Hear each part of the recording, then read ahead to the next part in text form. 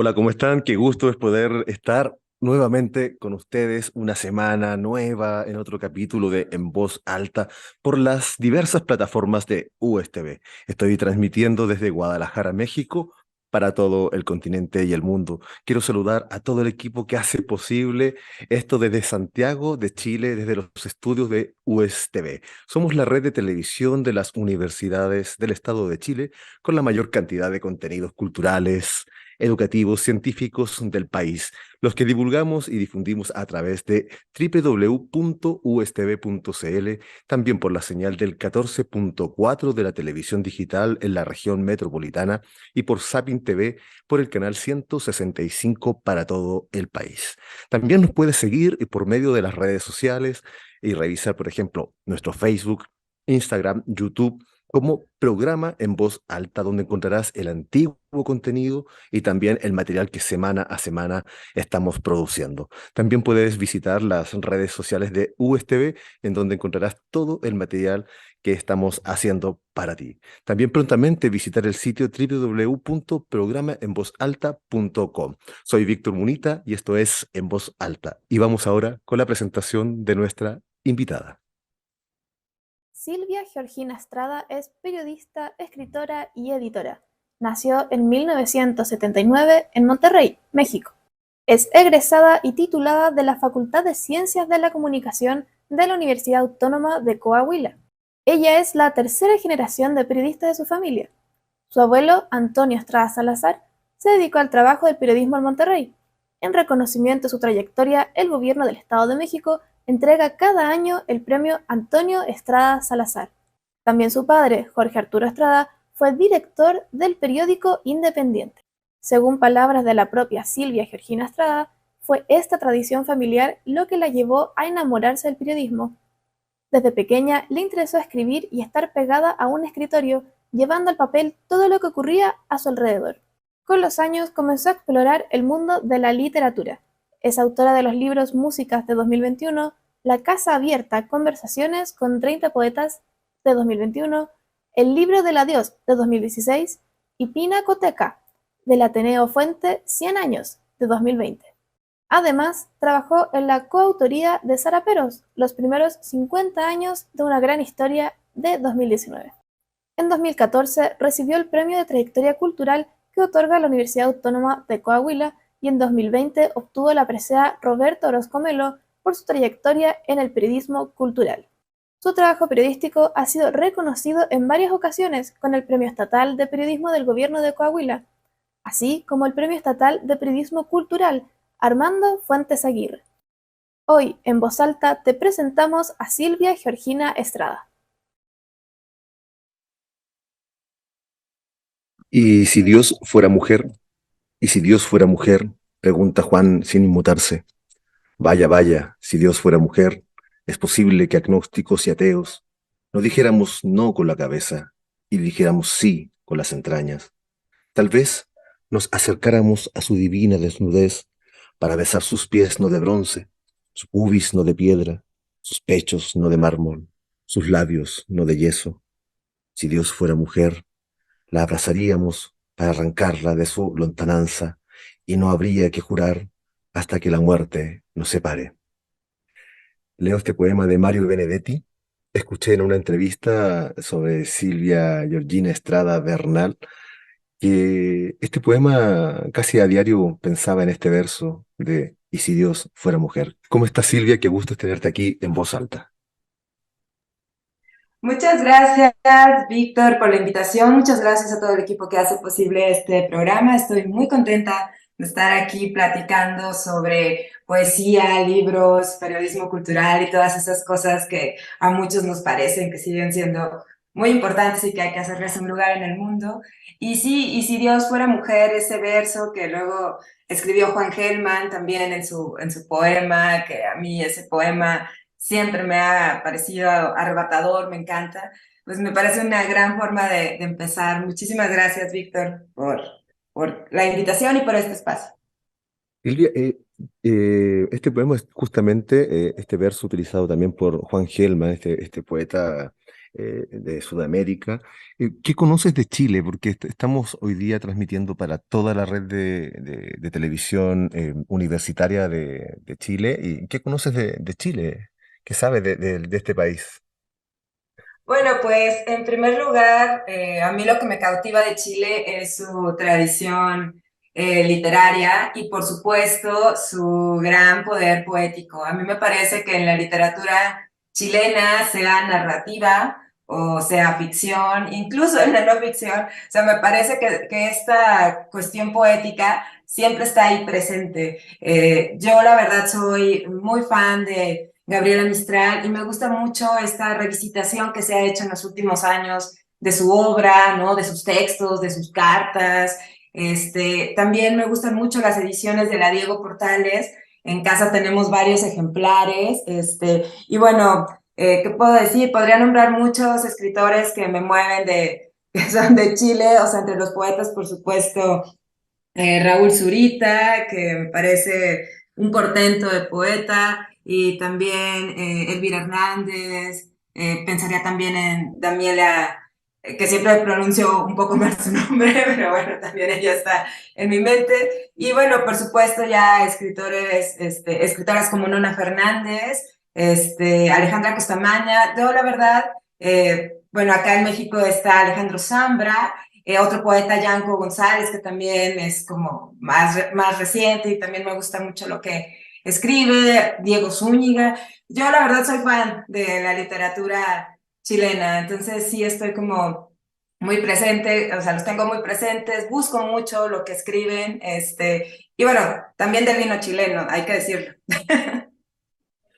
También el vino chileno. Te voy a llevar como al otro extremo donde estás tú y donde naciste. Tú naciste en Monterrey, pero dices que estuviste un breve tiempo y luego te trasladaste a Saltillo. ¿Cómo es la vida en Monterrey? ¿Cómo es la vida en Saltillo? Para que en Chile conozcan un poco de cómo también funciona las ciudades, los lugares donde tú estás habitando hoy.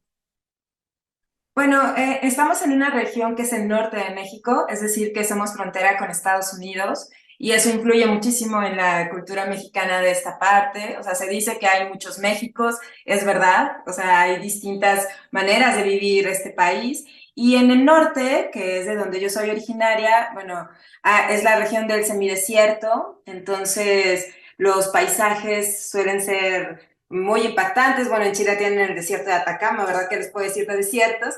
Pero bueno, acá en esta parte de México, en Monterrey y en Saltillo, están los desiertos, las grandes montañas, también hay una cadena montañosa que atraviesa esta parte. En Monterrey hace muchísimo calor, es como un calor que llega hasta los, no sé, 45 grados centígrados.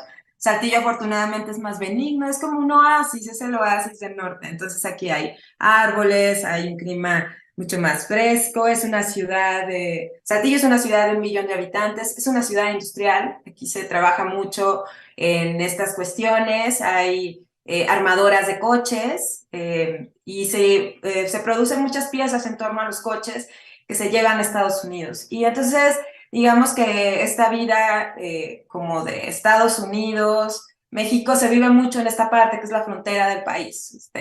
Comemos muchas hamburguesas, eso no puede faltar. Y bueno, también carne, acá la tradición de la carne es como muy importante. Y en Coahuila, tengo que decir que también Ujú. se producen de los mejores vinos de México. De hecho, a unos kilómetros de Saltillo está un pueblo que se llama Parras, un pueblo vitivinícola, donde se fundó la primera, pues sí, la primera industria de vino de toda América Latina. El vino de América Latina nació a unos kilómetros de donde yo me encuentro. Entonces, digamos que hay como de muchos tipos de tradiciones por acá en Saltillo. Saltillo es una ciudad de más de 400 años y eso también se nota en las calles. Es una de las ciudades más viejas del norte de México. Y ¿Y eso cómo también. cómo se vive la vida cultural en Saltillo, allá? ¿Cómo es el mundo literario de Saltillo? ¿Las universidades, cómo funcionan? Bueno, tenemos una tradición muy larga literaria en Saltillo. De hecho, Saltillo fue considerada finales del siglo XIX y principios del siglo XX como la Atenas de México por su tradición educativa. Tiene este imponente edificio que se llama Ateneo Fuente, que primero fue un bachillerato y ahí estudiaron gobernadores, presidentes de México, y los intelectuales de la época. Ahora funciona como preparatoria, y bueno, esa es como la base de luego lo que se convirtió en la Universidad Autónoma de Coahuila, que es la universidad estatal, que atiende a miles de estudiantes. Hay una carrera en letras españolas, por supuesto. Y bueno, yo diría que una de las grandes tradiciones literarias de Saltillo tiene que ver con la Feria del Libro, la Feria Internacional del Libro Coahuila, que tiene 25 años, cumple su 25 aniversario, y eso significa que hay generaciones que crecieron entre libros, yendo a presentaciones, escuchando lecturas. Eso también es como parte de la tradición literaria, y de acá, de esta región, bueno, hubo talleres interesantes y hay escritores que son originarios de, digamos, de Saltillo, o originarios en la idea de que aquí se formaron, como Julián Herbert, como Luis Jorge Bone, que también, él es de otra parte de Coahuila, pero digamos que en Saltillo tuvo parte de su formación. También están poetas como Claudia Berrueto, Claudia Luna, digo, por nombrar algunas, que actualmente escriben y que se pueden rastrear fácilmente en internet. Entonces, digamos que sí hay como esta tradición cultural en Saltillo muy fuerte. Hay mucho teatro independiente. Uno puede buscar un evento cultural y en Saltillo puedes encontrar un evento cultural casi a diario. O sea, ya sea una obra de teatro, una exposición, una charla de filosofía o cursos. Creo que es una ciudad que tiene una vida cultural y que de pronto a los saltillenses se nos escapa como pensar en que esta vida existe, pero afortunadamente hay muchos años de que Saltillo de verdad tiene una actividad cultural importante y destacada, no solo acá en esta región del país, sino en todo México.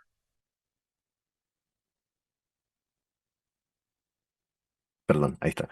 Vamos a conversar sobre la Feria del Libro en unos momentos más. Te quería llevar también a este espacio de la cultura, del desarrollo cultural que tiene Saltillo. Decía, nosotros los saltillenses, pero tú naciste en Monterrey. ¿Te sientes de Monterrey o te sientes de Saltillo? Y además, ¿cómo es ese inicio de tu vida también allá en esa zona?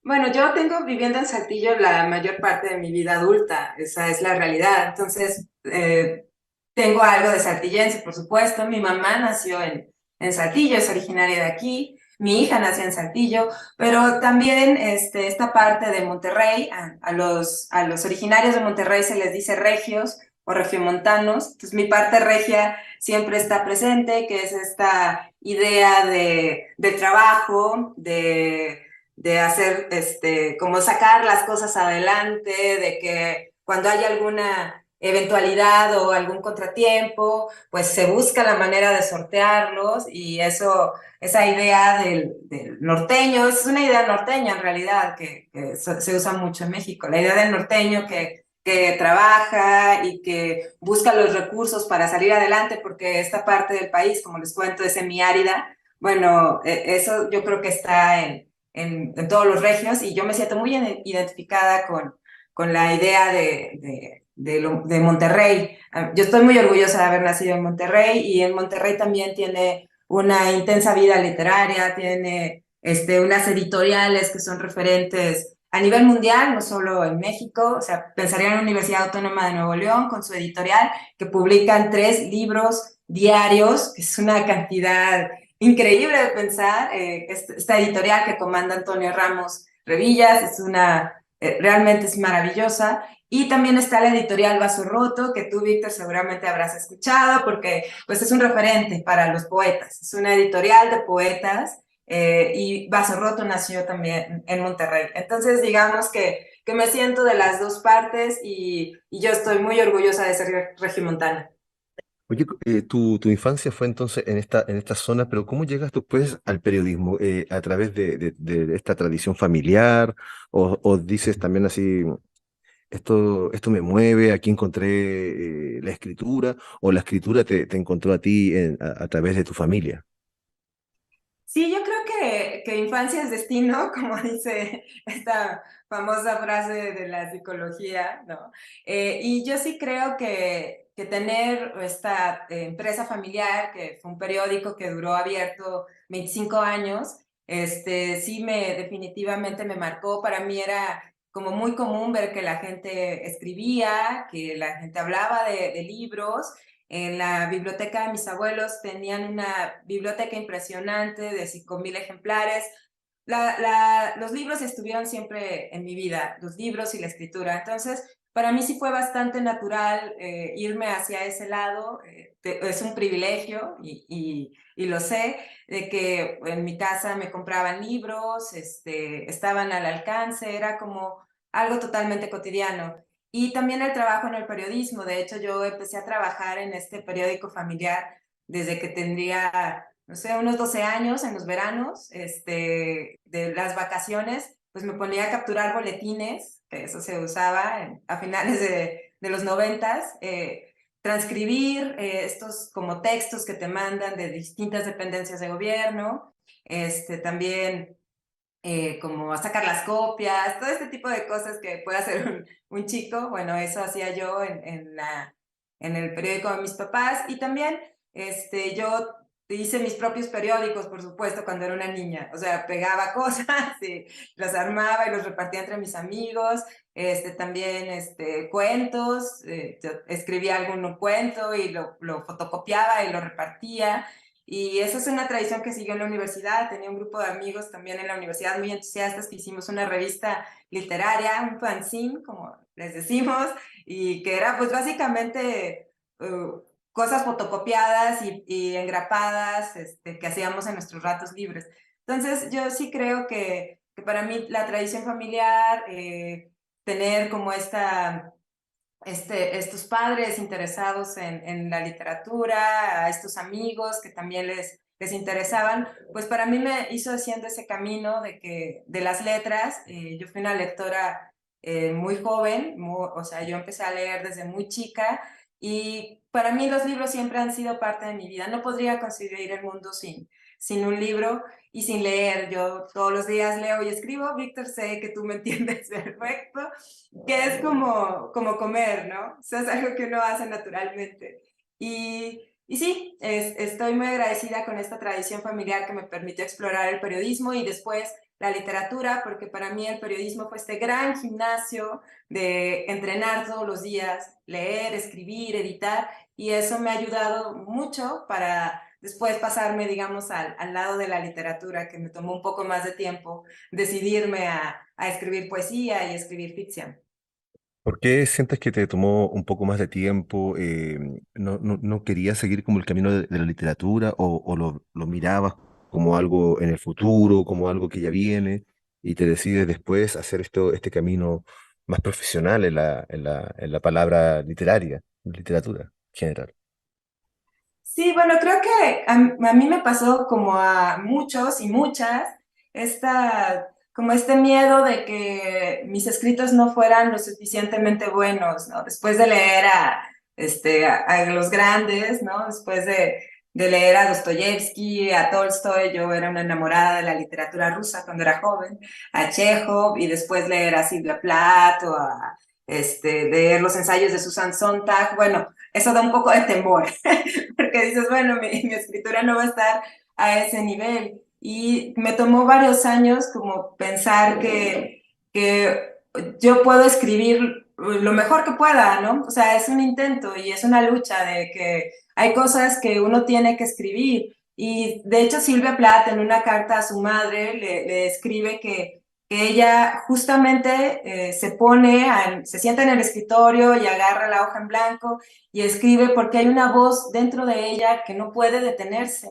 Y creo que quienes nos dedicamos a la escritura sentimos y escuchamos a esta voz que nos impulsa a escribir, y ya después vendrá lo siguiente. Yo soy muy tradicional en ese sentido. Yo creo que la escritura claro, se requiere talento, pero también se requiere esfuerzo y disciplina y constancia y leer mucho e ir a talleres e intentar que el libro se abra su propio camino, o sea, buscar la editorial.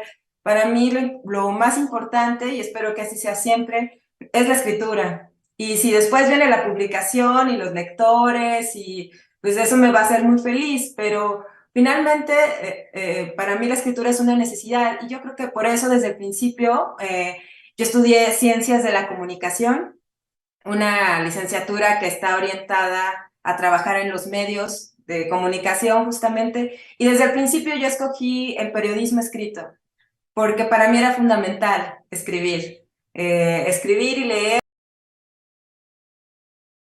Yo sigo siendo una romántica y pienso que la hoja, el papel, poder comunicarnos de esta manera a través de las palabras, de la palabra escrita, sigue siendo muy importante. Y por eso siempre, desde el inicio, yo sabía que lo mío era la escritura, aunque fuera primero desde el lado del periodismo, y ya después que me animé, ya pude como hacerlo la otra parte, ¿no? Que es la poesía y la ficción, los cuentos, que es lo que yo escribo. Dijiste que de alguna forma primero es esta escritura y luego viene la publicación. ¿Qué te parece hoy día que tantos escritores y escritoras buscan primero la publicación antes del trabajo literario consciente? Y lo primero es mostrar lo que se hace como un objetivo de tener el objeto libro en manos y en las redes circulando y el proceso es algo como que se va haciendo en el camino y no es antes. ¿Qué te parece eso? Bueno, creo que vivimos en una época en la que las redes sociales y la exposición pública es tan fuerte que por eso hay tantos autores y tantas autoras como esperando esa aprobación. Creo que todos los seres humanos vivimos ahora buscando de alguna forma esa aprobación que nos dan las redes sociales, que es mucho más fuerte y es instantánea. Estamos buscando el like, estamos buscando que alguien nos ponga me encanta o me gusta o que retuitee lo que ponemos, ¿no? Que esté pendiente de nuestra vida y mostrar lo exitosos y felices que somos, pero al final también es como una ilusión, ¿no? Es como es algo pasajero y entre el like que recibimos, pues ya pasaron otros 200 publicaciones, otros 200 posts, o miles de tweets, y ya se pierde lo que pusimos en ese momento. Creo que por eso estamos tan ávidos de publicar tan pronto, de ser mencionados, de que nuestro nombre signifique algo, por esta sensación de placer que nos da de las redes sociales, esta cuestión del ego. Pero al final yo sí creo que la literatura que permanece, que es el sueño de quienes escribimos, que lo que publiquemos se siga leyendo, bueno, eso tiene que ver con esta carrera de largo aliento. Para mí la literatura es un maratón, no es una carrera de 100 metros planos. Y al final yo quiero escribir cosas que me hagan sentir orgullosa de los textos, ¿no? Sentir que el texto que yo suelto al mundo, pues es el mejor texto posible, es lo mejor que pude hacer, ¿no? Ya lo leí, lo corregí, busqué que tuviera como lo mejor. En poesía siempre estoy pensando, ¿dónde está la metáfora, no? O sea, que estoy escribiendo que de verdad haga un clic con el lector, ¿dónde está la metáfora? ¿Dónde está la conexión? Y, y al final para mí eso es lo importante en esta época, y creo que así ha funcionado la literatura en los últimos miles de años, ¿no? O sea, estamos aquí en el siglo XXI y seguimos leyendo a Safo, y seguimos leyendo a Homero, y seguimos leyendo a Shakespeare con emoción y con asombro, y eso es lo que hace la gran literatura. Se queda ahí con nosotros y nos conmueve y nos hace pensar y repensar quiénes somos, no sé, nos hace encontrarnos con nosotros mismos. Y eso es lo que yo espero lograr algún día con lo que escribo. En ese sentido, ¿cómo es tu proceso creativo a diario? ¿Tienes algunas horas en el día en que trabajas? ¿Cómo haces para generar un texto? Te dice, hoy día voy a escribir tal cosa. El otro día escuchaba a Gioconda Belli y para el día 8 de marzo decir, este poema lo escribí hoy en la mañana y lo leí en la tarde. Y me llamaba mucho la atención porque por el nivel de quién es Gioconda Belli, eh, Decía, ¿este poema realmente lo escribió en la mañana y lo publicó en la tarde? ¿Lo lanzó a las redes en la tarde? ¿O este poema lo venía trabajando desde antes? Por eso quiero saber un poco sobre tu proceso creativo también. Pero seguro que el proceso es distinto para todos los escritores. Yo sí creo que muchos tenemos a este poema o este cuento rondando en nuestra mente durante días, meses, incluso años. O sea, está ahí originándose y nosotros lo estamos pensando hasta que nos decidimos a escribirlo y luego a partir de ahí, pues ya trabajar con eso.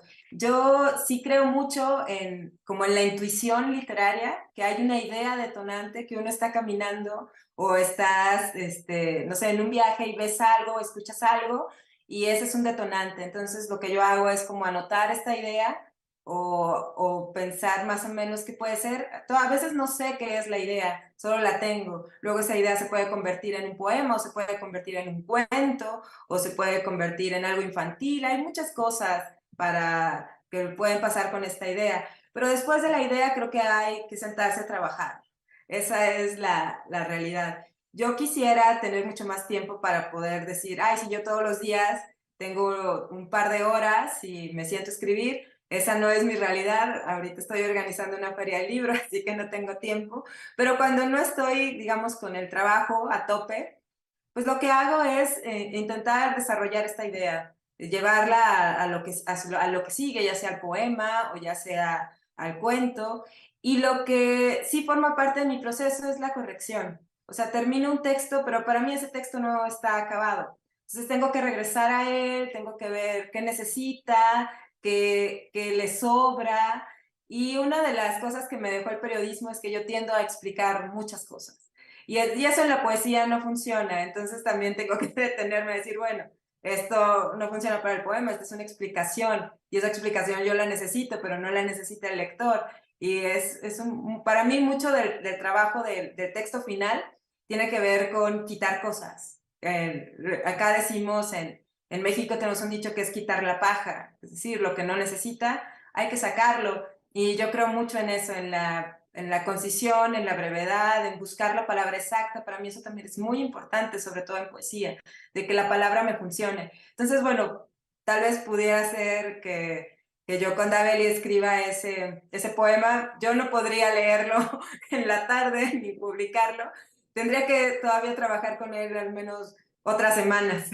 Al menos un mes, yo creo, porque soy muy obsesiva. Por eso me tardo tanto en escribir. Admiro mucho a los escritores que publican libros con mucha frecuencia. Yo no soy de ese tipo de escritor. Yo soy una escritora que se tarda, que lo va como digiriendo el proceso. Y la verdad lo disfruto mucho. O sea, disfruto mucho que el libro llegue al editor y que el editor me diga, este libro no necesita más que un par de correcciones, porque es que yo trabajé a fondo en él y para mí eso es importante.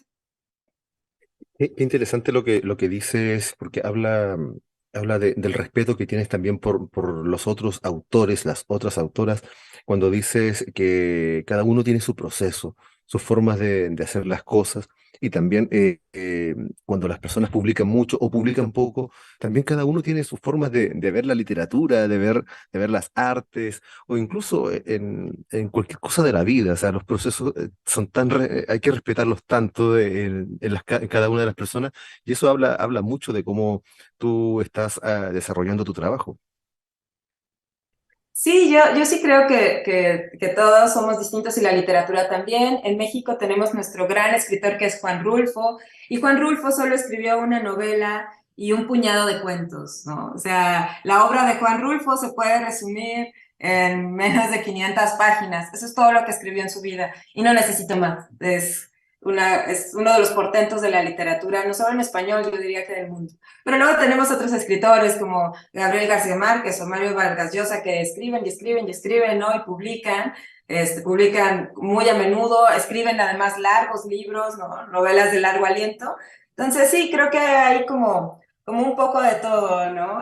Yo recuerdo que Juan Gelman, a quien entrevisté hace unos años, Juan Gelman creía en la musa, creía que tenía que quedarse esperando a la gran señora, sí le decía, para que como le dijera los versos y luego poder escribir. Para él no había como un ejercicio de disciplina, no era me voy a sentar todos los días y voy a ponerme a escribir los poemas. Para él eso era necesario. Pero luego hay autores como Vargas Llosa, que ha dicho que todas las mañanas se levanta a las 5 de la mañana y le dedica al menos 3 o 4 horas diarias a escribir. Y ahí está otro proceso, ¿no? Entonces sí creo que los procesos son distintos, pero el compromiso es el mismo. De eso también estoy convencida, de los autores que nos importan, es que realmente se comprometen con la literatura y con lo que están escribiendo. Es tan difícil hablar de procesos hoy día en el mundo cuando todo te exige de algún modo resultados, objetivos, no sé, que muestres que estás haciendo algo, porque parece que si alguien se dedica al proceso, a este modo de vida, que finalmente es la vida misma. El proceso, me parece como que no estuviera haciendo nada, que es un perdedor, que algo ocurrió ahí, pero es tan importante este tema porque manifiesta a las nuevas generaciones también la capacidad de espera, la paciencia también, especialmente en las obras artísticas. Sí, claro, porque además hay que pensar que un libro lleva no solo el tiempo de la escritura, sino también su proceso de edición. O sea, un libro, después de que el autor lo termina, pasa a que alguien lo edite y que lo revise, y después pasa al proceso del diseño, y luego hay otra revisión, y luego ya finalmente pasa a la imprenta, y después hay que pensar en el proceso de distribución. En realidad la vida para que un libro viva hay un proceso muy largo, o sea, no es algo sencillo, es algo que lleva muchísimo tiempo. De que un libro llegue a las manos del lector significa que han pasado meses e incluso años, ¿no? En algunos casos, para que ese milagro de la lectura ocurra.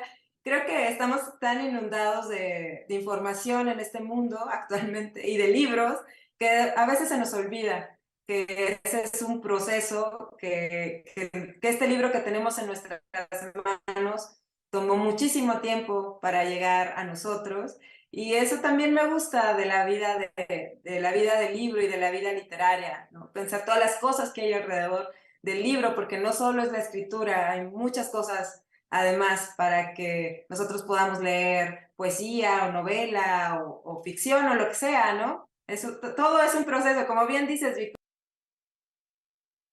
Estamos conversando con Silvia Georgina, acá, o Georgina, desde la red de televisión de las universidades del Estado de Chile. Los puedes visitar en www.ustv.cl, también en la señal del 14.4 de la televisión digital en la región metropolitana y por Sapin TV en el canal 165 para todo Chile. Estamos hablando del proceso, del trabajo, de la periodista, de todas las formas que de alguna forma la literatura toma para poder enriquecerse. ¿Cómo ves la realidad literaria de México, estando en el norte? Yo estoy acá en la zona de Guadalajara, pronto en Ciudad de México también. La zona sur es muy distinta. ¿Cómo tú ves ese panorama? ¿Cómo le ves el futuro también a la literatura mexicana que está en constante cambio y también marcando presencia en toda Latinoamérica? Bueno, creo que después de varios años, poco a poco se ha logrado desplazar el centralismo en el que vivía la literatura y las artes y la cultura en general en México. En el siglo XX era impensable que un escritor pudiera triunfar si no se mudaba a la Ciudad de México. En la Ciudad de México estaban las conexiones, las editoriales, los talleres literarios, la presencia. Tenías las carreras universitarias dedicadas a las artes y a las letras y a las humanidades, estaban en Ciudad de México. Era muy difícil que en otras zonas del país, en provincia, como los defeños suelen decirles, la gente de la Ciudad de México les suele decir a otras partes del país, bueno, era muy difícil que se pudiera trascender, digamos, tenías que moverte. Afortunadamente ahora es una de las ventajas, de las virtudes de la modernidad, no todos son defectos. Uno puede vivir en donde quiera, y ya puede tu obra moverse, ¿no? En otros lugares. Guadalajara, donde estás, Víctor, sin duda es una prueba de ello. Guadalajara posee la Feria del Libro en español más poderosa de Iberoamérica y no necesitó a la Ciudad de México para lograrlo, ¿no? Es un referente literario y también me parece que hay otros sitios como Monterrey, que ya platicamos, que también salen autores muy destacados y estos escritores, o sea, por ejemplo, en Guadalajara vive Antonio Ortuño, que es un novelista bastante reconocido, y ahí ha vivido toda su vida, no ha tenido que desplazarse a Ciudad de México. Y en el caso de Saltillo, bueno, acá vive Julián Herbert, y él, toda su obra literaria la ha escrito desde Saltillo y todo lo que trabaja, pues lo hace desde acá, literariamente.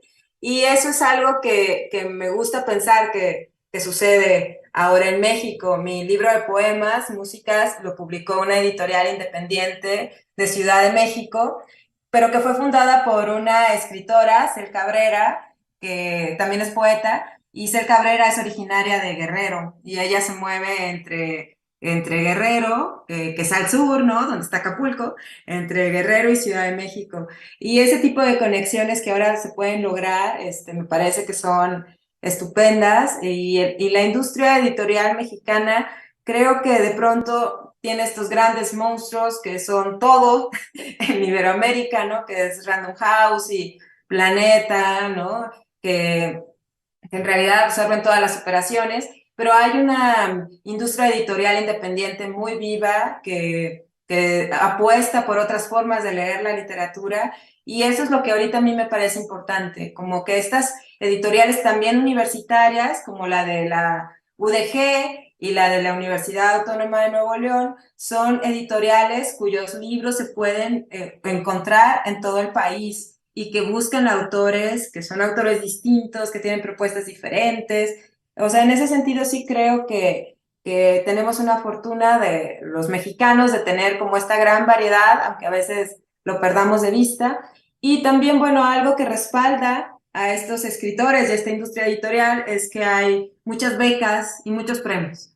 Entonces, digamos que un escritor aplicado, hablando de disciplina, una escritor aplicados, pues pueden conseguir un financiamiento para hacer su obra. Y eso también es pues es un rasgo que me parece que es una ventaja que tiene la literatura mexicana frente a otras literaturas de otras latitudes, que acá hay muchos apoyos para que un escritor haga su carrera, pero esos apoyos necesitan disciplina y esfuerzo y constancia. Al final es así, ¿no? O sea, ganar una beca necesita que hagas un proyecto. No te dan la beca por el libro terminado, sino por cómo lo expones a hacer. Y bueno, ahí está también la idea del proyecto. Yo creo que ahorita hay una literatura mexicana muy interesante. Seguro que hay autores y autoras que todo el mundo está leyendo, como Brenda Navarro, como Cristina Rivera Garza.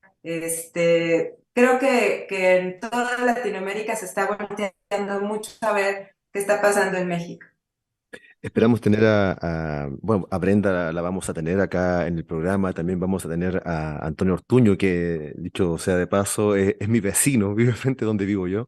Así es que constantemente nos encontramos y en 2 semanas más va a estar acá con nosotros también en voz alta para contarnos sobre todos sus libros, sobre todo el éxito que está teniendo en este momento como escritor. Y además yo conocí también a su hermano, un gran poeta de acá de Guadalajara. Eh, Silvia, tú tienes varios libros publicados como Música, La Casa Abierta, Conversación con 30 poetas. Tienes varias publicaciones, pero también nos interesa conocer tu trabajo literario. Antes de esta entrevista, a ver si puedes tener algunos poemas que puedes compartir con nosotros. ¿Es posible? Sí, claro, muchas gracias, Víctor, por darle espacio a la poesía. Víctor, usted es poeta, como todo el auditorio sabe, y entonces, bueno, me encanta que entre poetas siempre estamos pensando en, hay que leer poemas, y sí, aquí tengo algo. A mí me gusta un poema. A mí me gusta un poema tuyo que se llama Poema Consejo, que lo escuché en una entrevista también que te hicieron y me pareció un poema bastante poderoso porque además tiene el sentir de un momento, de un hito en tu trabajo literario.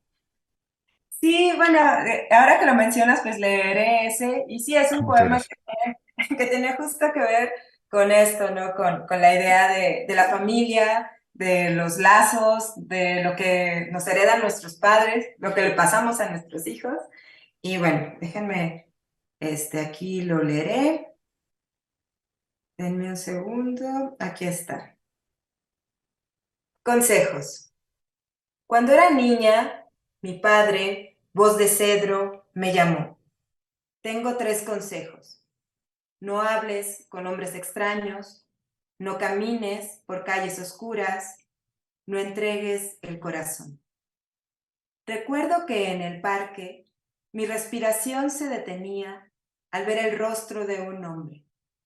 La alarma aumentaba si él sonreía.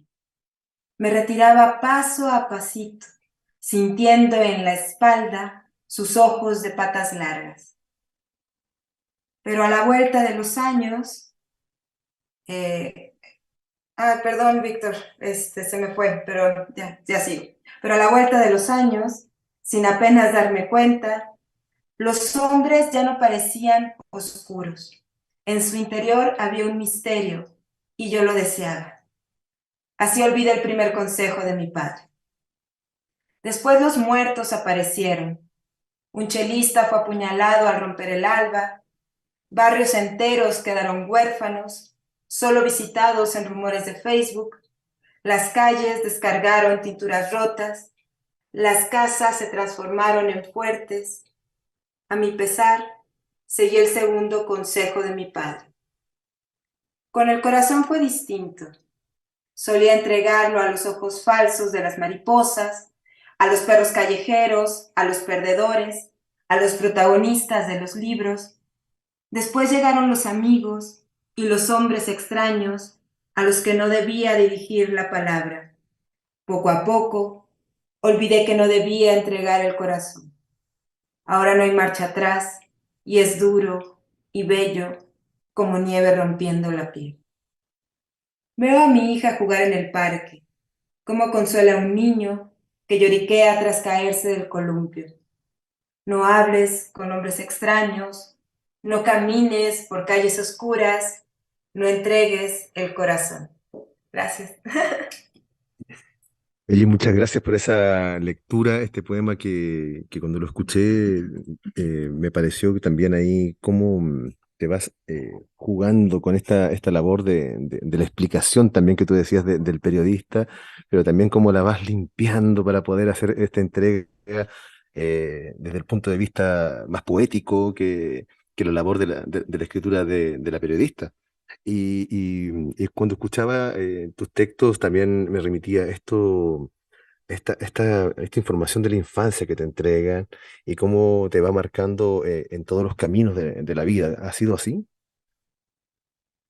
Sí, yo creo que en músicas lo que traté de hacer era como una especie de recorrido de vida, ¿no? Como que empieza en la infancia y ya termina en la edad adulta. Digamos que hay un poema un poco para cada etapa, para la niñez, para la adolescencia, para la primera juventud, para la madurez.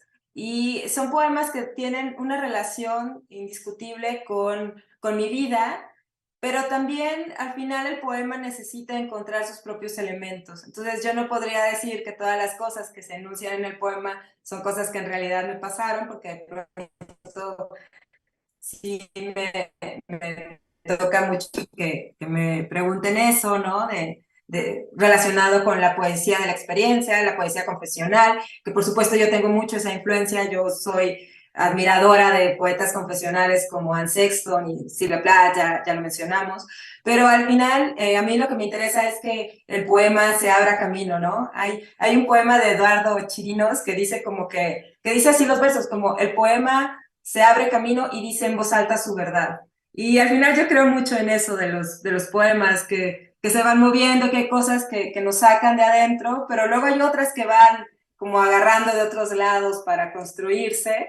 Y un poco así son los poemas de músicas, ¿no? Hay como una experiencia de vida, pero también una exploración de lo que podría ser la experiencia vital de otras mujeres, porque sí es un libro escrito mucho desde la voz femenina. A mí es algo que me importaba mucho en ese momento. Y Y sí, ¿no? Es complicado ser mujer en un país como México, en el que los feminicidios ocurren todos los días, donde hay violencias contra las mujeres siempre. Uno no puede sustraerse de eso. Este libro yo lo escribí antes del Me Too y antes de esta ola de feminismo, ¿no? Que estamos viviendo. Pero esos poemas creo que tenían ese componente porque es algo que está en nuestra vida de todos los días. Y creo que eso le pasa a muchas mujeres escritoras, ¿no? Que luego te preguntan si escribes cosas feministas o si tienen relación con eso. Y en realidad, pues, no, la vida sí nos mueve y esas cosas están ahí para ser escritas. ¿Cómo es abrirse camino en la literatura mexicana, siendo mujer? Además, también tú eres la programadora de la Feria Internacional del Libro de Coahuila, la programadora literaria de esta feria. Entonces, ¿cómo es abrirse camino en este mundo literario que aparentemente siempre es muy de hombres y se publica a muchísimos hombres por sobre las mujeres, finalmente?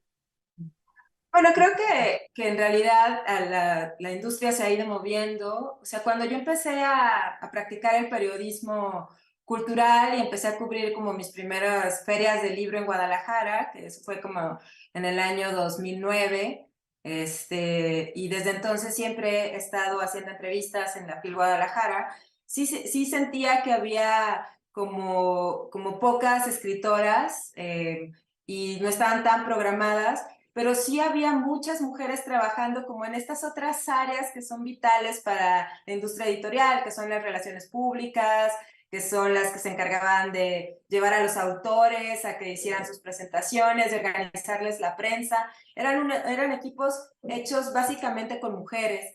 Y eso de pronto se nos pierde un poco de vista, ¿no? Porque los papeles protagónicos solían tener los hombres. Y también siento que había como una especie de competencia más feroz entre las mujeres en todos los campos, no solo en la escritura, también en el periodismo. O sea, yo puedo pensar que para abrirme camino en los periódicos en los que he trabajado, pues sí, tuve que trabajar muchísimo, que tuve que trabajar mucho más que un hombre, ¿no? Para demostrar que estaba a la altura. Y lamentablemente en uno de los periódicos en los que trabajé y que dejé hace varios años, pues fue eliminando sistemáticamente a todas las mujeres de sus cargos, de los altos cargos, ¿no? Había cabezas en secciones como espectáculos, que es como algo muy común, espectáculos, cultura, sociales, pero la jefa de información era mujer, y a lo largo de los años han ido quitando todos esos puestos y ahora solo los ocupan hombres.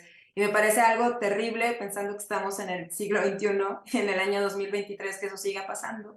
Pero por otro lado, pienso que sí hay muchos más espacios para las mujeres, que era algo que era necesario y que ahora siento que ya podemos regresar a ese espacio de conversación, a ese espacio mixto de conversación. Ahora que hablas de programación, creo que en los últimos años se programaron muchas mesas en las que solo participaban mujeres, pero a mí también me interesa como esta diversidad de pensamientos y de comentarios. O sea, creo que ya se quedó en nuestra mente puesto que las mujeres tienen que participar. Y cuando hacemos la programación, pienso en el caso de la Feria del Libro de Coahuila, ya no pensamos tanto en que las mujeres tienen que estar, porque es algo que ya integramos. Y si vemos el programa, podemos ver que la relación entre participantes hombres y participantes mujeres es similar, porque es algo que ya no nos tenemos que plantear. Y eso es lo que me da gusto, que podamos llegar a esa situación en la que ya no tengamos que racionalizar, falta una mujer aquí, sino que ya esté integrado a nosotros y sea natural que las mujeres ocupen estos espacios. Creo que se ha avanzado muchísimo y en nuestra feria, en la Feria del Libro de Coahuila, pues la encabeza la secretaria de Cultura, es una mujer y lleva varios años en el cargo y eso también es motivo de orgullo, y en nuestro equipo hay muchas mujeres y eso pasa en los equipos de grandes ferias. Por citar la FIL Guadalajara, su programadora es Laura Niembro, una mujer extraordinaria, y la directora es Marisol Schulz, también otra mujer extraordinaria. Y en Léala, que es este festival de extensión de Guadalajara en Los Ángeles, otra mujer, Erika Fierro, es quien hace la programación. Entonces, Pienso que estos espacios se han ido ganando con esfuerzo y trabajo y ahora nos toca mantenerlos, que eso es lo importante. Oye, ya nos quedan un par de minutos para conversar sobre la Feria del Libro, la Feria Internacional del Libro de Coahuila 2023, que comienza ya este viernes y con Chile como país invitado. ¿Cómo ha sido ese proceso? ¿Cómo fue la convocatoria? ¿Con quiénes contactaron y qué novedades hay también? Bueno, pues nosotros estamos muy emocionados de que Chile sea el país invitado. Es algo que habíamos esperado en la feria desde hace varios años. Y luego lo que se hace para contactar a los países invitados, en el caso de nuestra feria, es dirigirnos directamente con la embajada. Es con quienes trabajamos para lograr la programación de la feria. En este caso, contactamos a la Embajada de Chile en México, a la embajadora Beatriz Sánchez, que es una mujer muy entusiasta, una persona muy preparada que de inmediato se animó a que Chile fuera el país invitado en esta edición y bueno, estamos muy contentos porque vamos a tener a varios escritores chilenos, estarán participando con nosotros. La embajadora va a dar una conferencia sobre la reflexión de los 50 años del golpe. Ella estará platicando sobre eso. Bueno, Víctor, que también es parte del programa, estamos muy contentos porque presentará poesía, pero también hablará sobre las relaciones entre México y Chile. También nos acompañará Mauricio Durán, que es compositor y guitarrista de Los Bunkers, que tiene un libro de memorias justo sobre esta banda chilena que ha visitado Coahuila y de la que somos fans, y él va a tener una conversación con Alejandro Zambra, es una mesa muy chilena también, y después Alejandro también hablará un poco sobre su trabajo literario, y para cerrar el programa tenemos a Sebastián Cohen Esqueniza, espero estar pronunciando bien su apellido. Él es cineasta y va a proyectar su documental Villa Olímpica y hablará también sobre él. Y este cantautor Chinoy estará formando parte de nuestro concierto de clausura. Y claro, habrá un pabellón de Chile en nuestra feria, con libros traídos directamente de Chile, de varias editoriales que nos encantan. Y también pues habrá varias actividades en el stand que tienen que ver con los vinos, que tienen que ver con, con el baile, con actividades artísticas y culturales. Entonces, digamos que acá en Coahuila tenemos muchos años esperando que Chile fuera el país invitado y ya hay una conexión con los chilenos. Nuestro premio internacional de poesía Manuel Acuña en lengua española, bueno, fue ganado por dos chilenos, lo han ganado. Uno es Leonardo Sangüesa, que también ha estado muchas veces por acá en Coahuila, y el otro poeta es Juan Malebrán. Y entonces digamos que tenemos una conexión definitivamente con Chile. Estamos felices de que sea nuestro país visitada. Bueno, Juan Malebrán lo conozco tantos años del norte de Chile, de la zona de Iquique, con quien he compartido muchísimo, además un referente de la poesía de nuestra generación hoy día en el norte, haciendo un trabajo también intenso entre Iquique y Bolivia. eh, y Leonardo Sangüesa también, ¿qué decir de Leonardo Sangüesa, este geólogo, poeta chileno que de verdad tan reconocido por estas zonas también? Bueno, qué decir de Durán, de Alejandro Zambra, que va a ser un gusto nuevamente compartir con ellos aquellos días. Te quiero dar las gracias, Silvia, por esta plática, esta conversación que hemos tenido durante ya 50 minutos, 55 minutos, que se han pasado muy rápido, pero hemos conocido de tu trabajo, de tu historia, de tus comienzos, pero también del trabajo que realizas en la programación literaria de la Feria Internacional del Libro Coahuila, con Chile como invitado. Al contrario, muchísimas gracias por este espacio, Víctor. Estoy súper contenta de conversar contigo y de tener esta oportunidad de acercarme a la audiencia chilena. Yo de verdad soy fan de Chile, soy Team Chile, como decimos por acá en el norte. Y pues acá te esperamos y por supuesto que a los chilenos que después quieran visitarnos, bueno, Saltillo es un lugar que los recibirá con los brazos abiertos.